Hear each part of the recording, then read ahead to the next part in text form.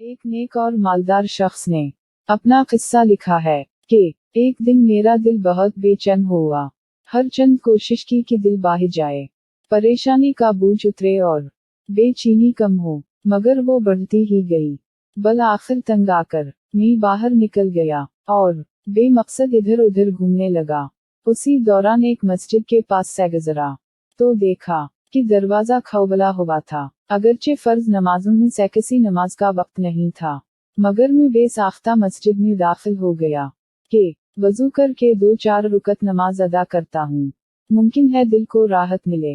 وضو کے بعد مسجد میں داخل ہوا تو ایک صاحب کو دیکھا جو خوب رو رو کر اور گڑ گڑا کر دعا مانگ رہے ہیں اور کافی بے قرار ہیں۔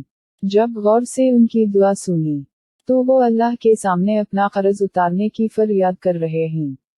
جب وہ دعا سے فارغ ہوئے تو اس کو سلام اور مصافحہ کیا، قرضہ کے بارے میں پوچھا تو بتانے لگے کہ قرض ادا کرنے کی آج آخری تاریخ ہے، اپنے مالک سے مانگ رہا ہوں کہ کوئی انتظام فرما دے۔ تفصیل پوچھنے پر معلوم ہوا کہ ان کا قرضہ چند ہزار روپے کا ہے۔